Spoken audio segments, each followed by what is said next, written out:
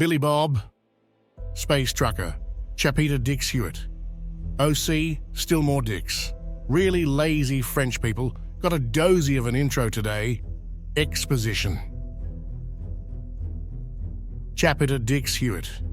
President Cross was in the dodecahedron once more, and with the way things were shaping up, he'd be spending a lot of time in the military command center. This was why they'd built the rest of the dodecahedron under the old Pentagon. From the outside, it looked the same. But now, they had a hell of a lot more space underground. The old joke had been that Washington was an iceberg, with only a fraction of the city being above ground. Now it was especially true. Besides the dodecahedron, there was the White House 2.0, Basement Congress, the Smithsonian Emergency Patriotic Museum, and the Nixon Presidential Monument. He'd had it constructed in secret back in the 1970s. Every time a president ordered it taken apart, the workers would start dying in very mysterious circumstances, and eventually everyone figured it was easier to just leave Nixon's ghost alone. It had been ages since a president had to worry about a full-scale war. They just dealt with small border skirmishes where they'd send out a carrier group and bomb deep Xeno systems to get them to bugger off. In general, there weren't too many disputes anymore. Humans liked high-gravity planets and did just fine on death worlds, and they fought far more ferociously than any other intelligent species. Cross smiled as he thought about the time the Ferlin Consortium tried to conquer an outlying mineral-rich system. They'd used their smaller destroyers and cruisers to screen the system, while 2 dreadnoughts and a few support ships were left to seize the orbital factories in the system's asteroid belt. What had happened were the workers, armed with nothing more than welding torches and mining tools, jumped from their asteroids to swarm over the hulls of the ships. The Ferlin Admiral had sent a panicked message screaming about humans swarming the hull before the bridge was cracked, and he got sucked out into space with his command staff. By the time the screening fleet pulled back to try and deal with the workers, they found that the humans had secured the dreadnought's guns to asteroids as makeshift orbital platforms. The rest of the fleet simply surrendered. The American Navy didn't even have time to respond before the war had started and finished in a day. Most of the time, the best deterrent against Xeno incursion was the average American. They carried guns, lived on shitty planets, and if told that someone wanted to take their shitty land, they'd fight tooth and nail over it. Of course, once Americans had settled a planet enough to make it comfy, and pet psychiatrists became a profession, and there were cookie-cutter coffee shops everywhere they'd pack up and move on to the next shitty planet where they could be rednecks in peace. The first thing any American colonist on a new planet did was create the largest, most ridiculous vehicle to get around comfortably on the planet. Rock buggies, super swamp sliders, masher monster trucks, Cross favorite were the lava gliders from Texas 2, sometimes referred to as Satan's asshole. Indeed, there was very little overlap between human colonies and Xenos who wanted to steal them. It was mostly about mineral systems and FTL junctions, which was why no one had fought humans on the ground yet. It seemed like that was all going to change, however, as the president listened to the tail end of another intel report. So, these space crabs are really going ahead with this? The intel officer nodded. Yes, sir. We continue to intercept fleet orders and transmissions to their commandos to start raiding and capturing humans. Far as we can tell, they're going to try and hold civvies hostage and get that trucker to surrender the diplomat. Have they even asked us our stance on the whole situation? No. President Cross snorted at that. All this time, all the galactic government ever did was tell us to not wipe anyone else out and keep our wars small. Now their secret police assholes are ready to kidnap colonists and hold them hostage because of the actions of one American. Director Ripper gave President Cross the heebie-jeebies, especially since he was in charge of the CIA. He had those super blue eyes that looked dead somehow and always reminded the president of one of those bad guys in movies who would cook up body parts and toss them in a salad. Even so, he was one of the best directors Cross had ever seen. And despite never wanting to go fishing with the guy, the president trusted his judgment. So when he spoke, Cross listened. As you know, human construction crews have been awarded all FTL gate and FTL combuoy contracts in near space. We haven't had a chance to work on the core systems, but we're confident that everything around us is taken care of. Yeah, so we've got all of their communications, but what's the deal with the gates? Theoretically, we could reverse the flow of the gates and crush everything traveling on the FTL lanes at that moment. But we're really not sure how well that would work out. Plus, it's not specific. We'd crush everything, civilian or military. Cross nodded at that. All right. Well, as soon as we confirm reports of the space crab attacks, start bombing the shit out of their core systems. If it's possible to just shut down the FTL gates and strand their fleet, we should try it. If it looks like we'd be hitting a lot of civvy traffic and stranding them as well, then forget it. How bad is this going to be? This is their secret police after all. Ripper nodded at that. Yes, but that's their folly.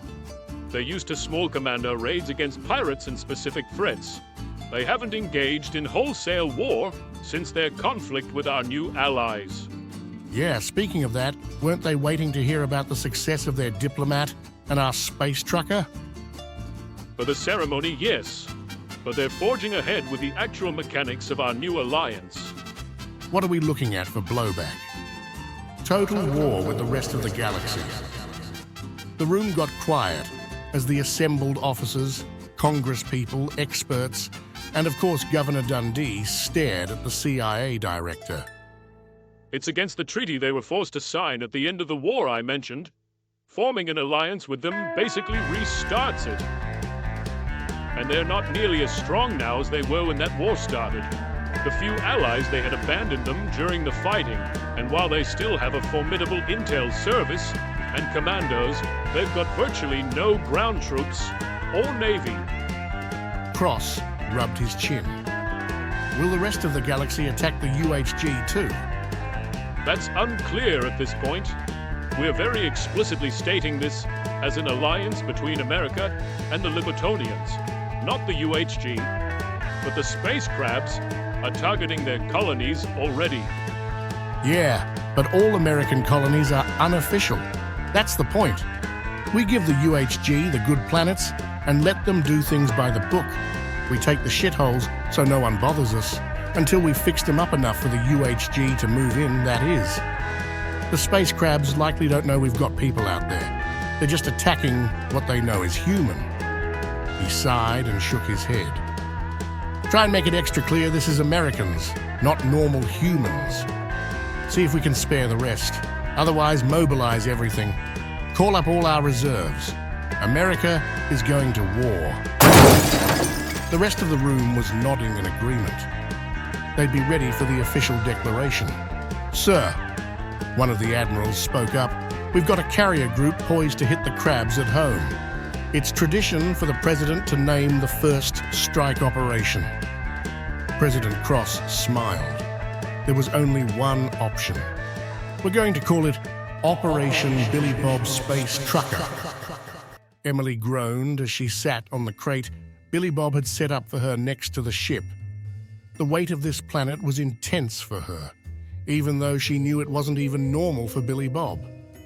After escaping with the trophy, they'd taken off and driven through 2 of her sleep cycles before he had pulled out of the FTL lane to land on an uninhabited planet. He wanted to give their new pet a chance to stretch its legs. The problem for her was how heavy the gravity was. She'd insisted on joining him outside in the blue light of the planet's sun. The light gave everything an odd tint, but most of the plains and foliage looked green to her. She was resting on a crate, since just breathing was a bit of a strain for her. Billy Bob was tossing that large fake bone in the air, and Stomper, the name he'd chosen for it, would chase it down, pick it up, and run it back. Then it would stomp around in front of him, hence the name, until he wrestled it down and took the toy back before throwing it again. She couldn't believe the confidence he showed with the animal. His body language was perfect for maintaining control over the creature. Was he trained in it? Or was this another strangely innate ability humans seemed to possess? Most species had considerable difficulty domesticating creatures. Maybe it had to do with being omnivores. She was aware they had some sort of species of meat animal that was so docile they could just walk them into a house of slaughter, which, if her translator was correct, was a rather awful name, even if it was descriptive. He'd also informed her that the creature's leavings were rainbow-colored, which gave him no shortage of amusement. He'd insisted she come take a look, but even if the gravity wasn't so intense, she'd have skipped out on the offer. It seemed like Stomper had been happy with the toys and bed they'd bought for him. Well, that she had bought for him upon Billy Bob's begging. She had no idea what they'd do when it was fully grown, however. Then she blinked a little at the thought. She was only supposed to be with Billy Bob for another few standard galactic weeks. That wasn't nearly enough time for Stomper to grow significantly. The diplomat blinked slowly in the heavy gravity as she thought about that. They'd only been traveling for around a standard galactic week, and she was already thinking as if they were going to be traveling together for years, not just weeks. Besides, not being sure how Billy Bob felt, she wasn't even all that sure they'd survive more than a few weeks. By now, the Crusticans had to be aware that she had a copy of their suppression device and planned on unveiling it at the council meeting. They hadn't been able to track Billy Bob, it seemed, but that was likely because he was refueling at black market stations now and slept next to the FTL lanes in deep space instead of any sane species who'd stop in a habited system. They might be set upon by Crustican hunter-killers at any moment. Even if he'd taken out that first squad with surprising ease, they hadn't been expecting resistance. She still couldn't believe how lucky she was to have met him at that moment. Maybe she'd have him take a few detours on their way to the capital. She'd first been worried about making it in time, but with the way he drove, speed wasn't a problem. Her handlers had messaged her through the comm buoys to let her know the Crusticans might be moving against the Americans. She didn't know if she should tell Billy Bob or not. It wasn't like he could stop them from attacking his people. Would he want to know? She was racked with guilt and worry about what she was getting him mixed up in. As she watched him toss the toy to Stomper, she wondered what was going through his head. This is fucking awesome.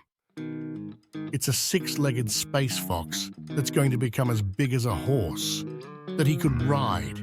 He was excited. And of course, as he played fetch with Stomper, all he could think about was how awesome it would be to ride around a space fox. He still hadn't figured out a satisfying name for the species, but he didn't give a shit about that anymore.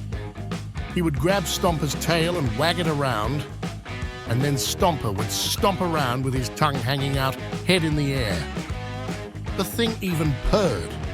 He had a purring space fox. Fucking awesome. And it shit rainbows. Well, rainbow-colored turds. But that was hilarious. He had to tell Ted, and probably Ivan. And while he was at it, he should tell Paco Taco too. They'd get the word out.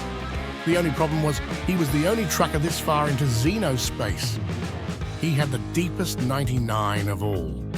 He didn't think any humans had even made it this far, let alone all the way into the capital. He was having fun with Stomper, but when he looked over and saw Emily lounging out on the crate, he realized he should pack it up. So he chucked the bone as hard as he could and let Stomper really chase after it before walking over to the back of the ship. When the Space Fox returned, he smiled and wrestled around with it for a moment before leading it up into the back of his ship. He made sure Stomper had water and he'd cooked and some of the meat up, mashing it to make sure his new pet didn't have any troubles with it, before walking back out and closing the cargo ramp behind him. He walked back up along his ship to Emily, who was trying to push herself up from her lounge position on the crate, but struggling to do that. This gravity, she gasped out. Billy Bob just smiled and reached down, picking her up off the crate.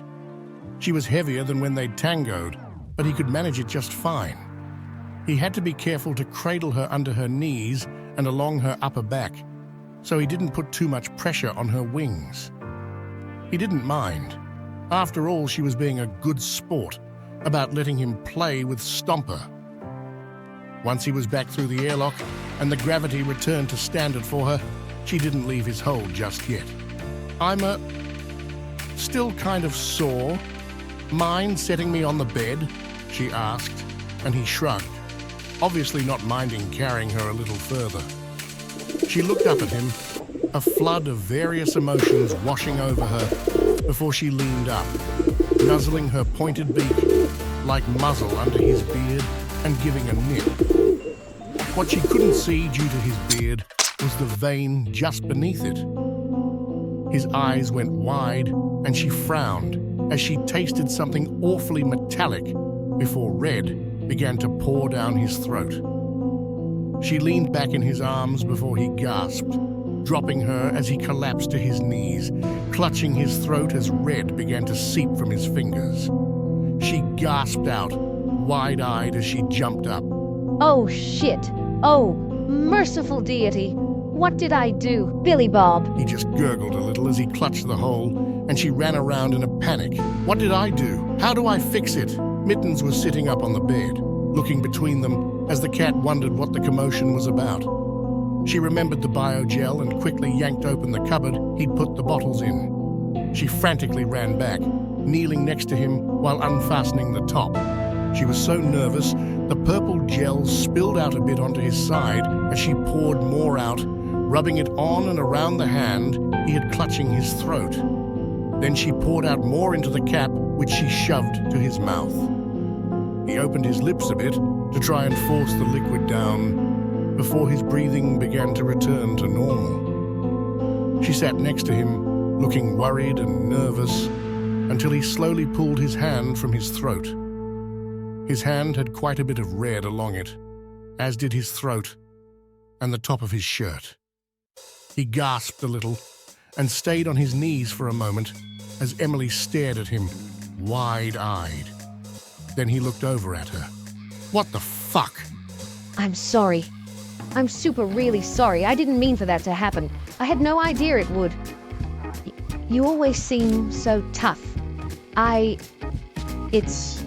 He was looking down at his hand for a moment and then back up at her. She could see the confusion in his face. It's how my people show affection. By trying to rip out their karate artery. She frowned at that. Your martial arts artery? No, fuck. Carotid, whatever. The thing that guides the blood to my brain. I fucking need that. I'm sorry. My people's anatomy is different. Oh, really? The completely different species has critical life needing stuff. In other places, Jesus. He rubbed his hand along his throat again and shakily stood up, wobbling a bit before walking into the bathroom.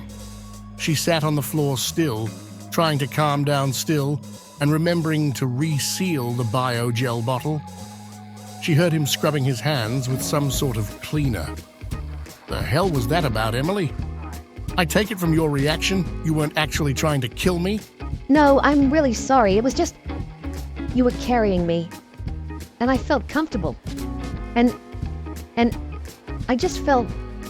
I don't know. I wanted to show some affection. By ripping my throat out? That's not what I thought would happen. I was caught up in a moment. I'm sorry. You don't seem that distraught. You aren't even crying. He stepped out of the bathroom, rubbing his hands hard with a cleaning gel, while she looked up at him, and he noticed the moisture in her eyes and along her cheeks. She just wasn't sobbing like a human might. Shit. Never mind. fuck. You obviously didn't want it to happen, so apology accepted.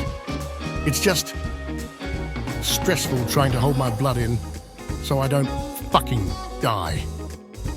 He shook his head for a moment as she looked down and away from him. He sighed out and turned back to the bathroom, finally turning on the water to wash off the last of the cleaning gel now that his hands were clean. For my people, that part of the neck is rather leathery under our feathers. We show affection by nipping at it when the other person has it exposed to us. I exposed it to you?